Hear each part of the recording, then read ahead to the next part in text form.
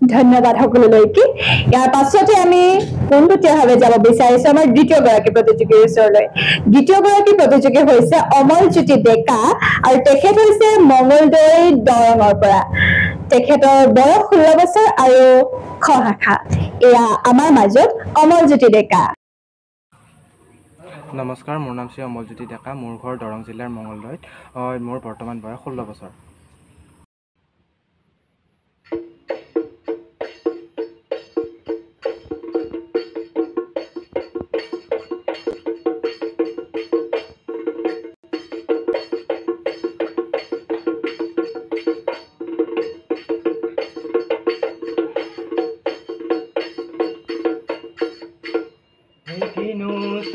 মহিয়া বতাহ জাকে মাৰিলে এই গছে বনে হলা হালে বৈ পাত সেই কিনো অসমীয়াৰ আৰু বিহুতি আহিলে ঐ গৰু চালেও লগালে মাত।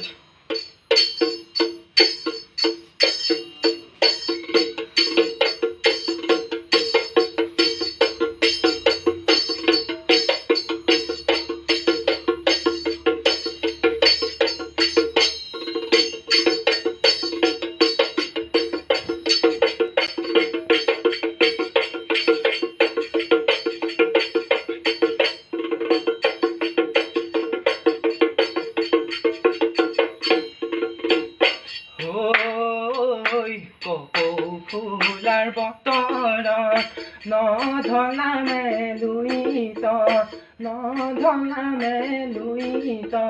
প্ৰকৃতি হৈ যৌৱনা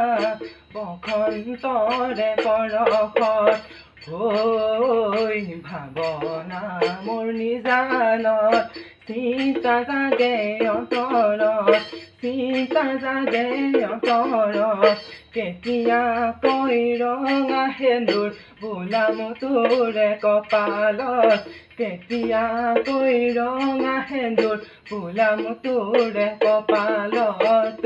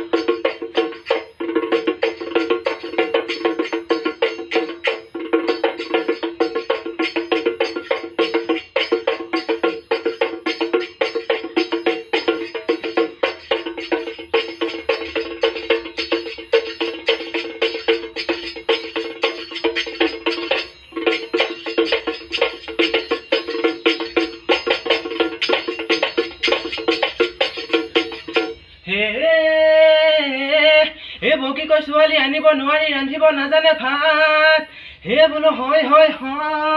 হে ৰান্ধিব নাজানে ভাত হে বোলো হয় হে ৰুবও নাজানে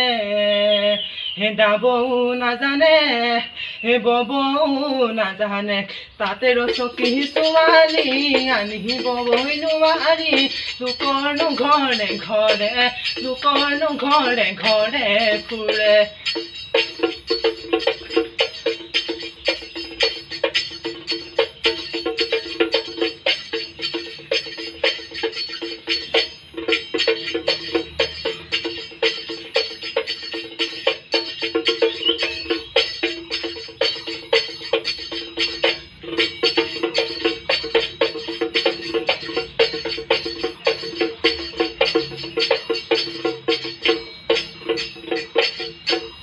অমলজ্যোতি ডেকা আপোনাৰ নাচ চাই আমি খুবেই ভাল পালো আৰু আপোনাক ইয়াৰ তৰফৰ পৰা আমি আন্তৰিক অভিনন্দন জ্ঞাপন কৰিছো এই পৰ্যায়টিত পোৱাহিৰ বাবে কিন্তু আমি জানিব বিচাৰিম এতিয়া পোনপটীয়াকৈ আমাৰ বিচাৰক প্ৰথমে শ্ৰদ্ধাৰ চুলেধৰ গগৈ ছাৰৰ পৰা অমলজ্যোতি ডেকাৰ নাচনো ছাৰে কেনে পালে নমস্কাৰ অমলজ্যোতিলৈ আন্তৰিক অভিনন্দন জ্ঞাপন কৰিছো বিহু নাচ বুলি কওঁতে আমি পৰিৱেশ কলাকেইটা চাগৈ অলপমান গণ্ডগোল হৈছে বুজি পোৱা সেয়েহে তোমাৰ প্ৰতিযোগিতা বিহুৱা প্ৰতিযোগিতা বুলি ক'লে বিহুৱাসকলে বাব লাগে গাব লাগে কিন্তু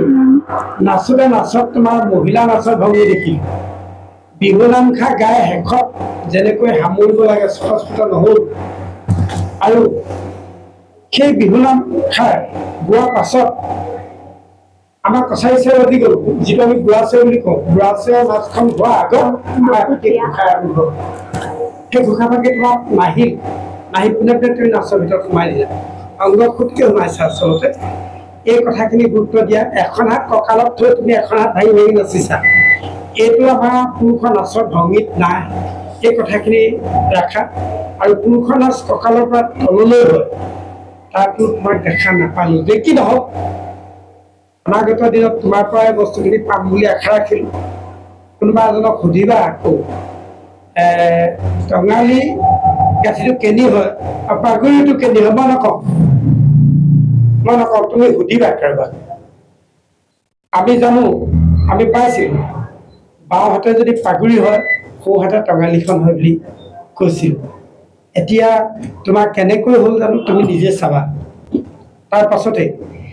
বিহুৰ যিটো ফকৰা যোজনা দিলা সেই ফকৰা যোজনাটো সেই মুকলি বিহুত দিয়া নামষাৰ মুকলি বিহু নাম হ'ল আৰু ফকৰা যোজনাটো মুকলি বিহুহে হ'ল তুমি বিহুৱা প্ৰতিযোগিতা নহ'ল সেইকাৰণে ফকৰা যোজনাত যিখিনি কৰিলা সেইখিনি তাল কাটিছে চাবাচোন অকণমান তোমাৰ লগত যিজন সংগী আছে সংগীজনে ক'ৰবাত পথাৰত মৰখীয়া হৈ আছে নে সঁচাকেই বিহুৱা হৈ আহিছে তাৰ একো উংঘাপ নাপালো আমি যিটো দেখিছো সেইটোৱে অনুভৱ কৰি কৈছো যেন কঠীয়াই ৰখি আছে নেকি তেনেকুৱা হ'ল তোমাক একো সঁহাৰি নজনালে তেখেতৰ পৰা নাপালো আমি এইটো আমি অনুভৱ কৰিম বা আমি বিচাৰিম ইয়াৰ ভৱিষ্যতে বিহুলৈ অহা কেইজন এজনক সহায় কৰিবলৈ সেইকেইজনে উদ্যত হৈ থাকে ইজনে সিজনক ইয়াকে ক'লো অদূৰ ভৱিষ্যত তোমাৰ আৰু আগবাঢ়ি যোৱা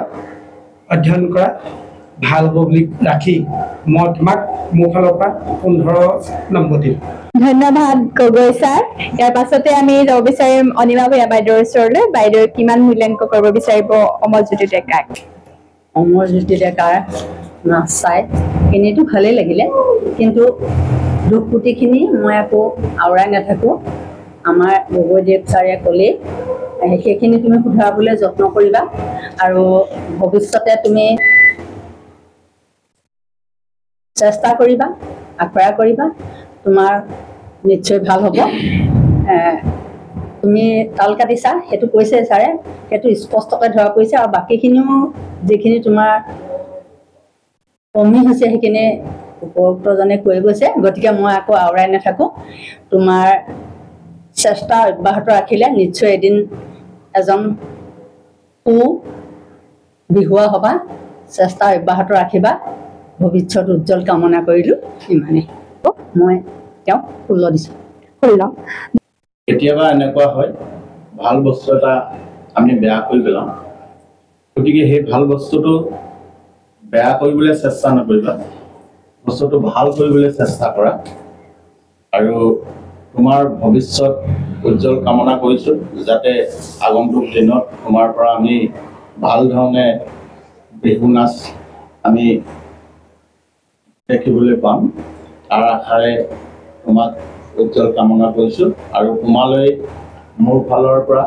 16 নম্বৰ আগবঢ়াইছোঁ আমাৰ মাজত উপস্থিত থকা অতিথি বিচাৰক প্ৰবীণ বৰা ছাৰৰ ওচৰলৈ আমি যাব বিচাৰিছোঁ ছাৰেনো কেনেকুৱা পালে আমাৰ বিহুৱাজনৰ নাচ চাই বিশেষকৈ ক'বলগীয়া কথা বহুতেই আছে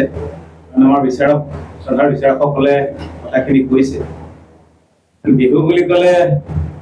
সম্পূৰ্ণ তেজত থকা এটা বস্তু তেজ উঠলি উঠিব লাগিব বিশেষকৈ বিহু নাচ বুলি কওঁতে ইয়াত স্বতঃস্ফূৰ্তভাৱে অহা এটা বস্তু কৃত্ৰিমভাৱে কিছুমান কিবা কৰিবলৈ যোৱাটো এইটো আচলতে এনেকুৱা ধৰণৰ কথা হ'ব আমি আচলতে ভাবি নাপাওঁ। আৰু যাই নহওক অমলজ্যোতি ডেকা, তোমাক আমি শুভেচ্ছা জনাইছোঁ আৰু ভৱিষ্যতে তুমি এগৰাকী ভাল বিহুৱা হোৱা। আমাৰ ফালৰ পৰা এটি অনুৰোধে থাকিব, বিশেষকৈ বিহুৰ ঐতিহ্যত আমি দেখা পাওঁ কোনো বিহুৱাই টুটৰিত দাঢ়ি ৰাখি পেলাই বিহু নচা নাছিল। এতিয়া দেখিছোঁ প্ৰায়বিলাক বিহুৱাই মানে দাঢ়ি গোফ মানে ফুলকে যেন দাঢ়ি নাৰাখিলে বিহুৱা নহয়, এনেকুৱা এটা পৰিৱেশ হৈছে। পৰাপক্ষত অদূৰ ভৱিষ্যতে অন্ততঃ বিহুৱা যদি হোৱা তেতিয়াহ'লে অন্ততঃ তলৰ দাঢ়িকেইডাল কাটিবলৈ চেষ্টা কৰিবা অকণমান। মানে এইটো বিহুৰ ঐতিহ্যৰ ভিতৰত নাই। কোনো লোক সংস্কৃতিৰ ঐতিহ্যত এনেকৈ দাঢ়ি ৰাখি পেলাই বিহু নচা বা লোকসংগীত গোৱাৰ ক্ষেত্ৰত আমি দেখা পোৱা নাই। খুব সুন্দৰভাৱে মসৃণ হৈ পেলাই পৰিৱেশন কৰে, তেতিয়াহে ইয়াৰ আচল বৈশিষ্ট্যখিনি পৰিস্ফুট হয় বুলি আমি অনুভৱ কৰোঁ। কাৰণ বিশেষকৈ লোকসংগীত বা লোকনাচ এইসমূহত আমাৰ যিবিলাক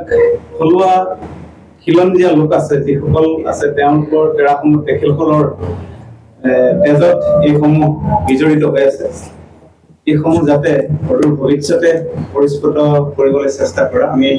শুভেচ্ছা জনাইছোঁ। তোমালৈ অশেষ ধন্যবাদ আৰু কৃতজ্ঞতা জনাই আমি অনুভৱ কৰিছোঁ। ধন্যবাদ সকলোলৈকে।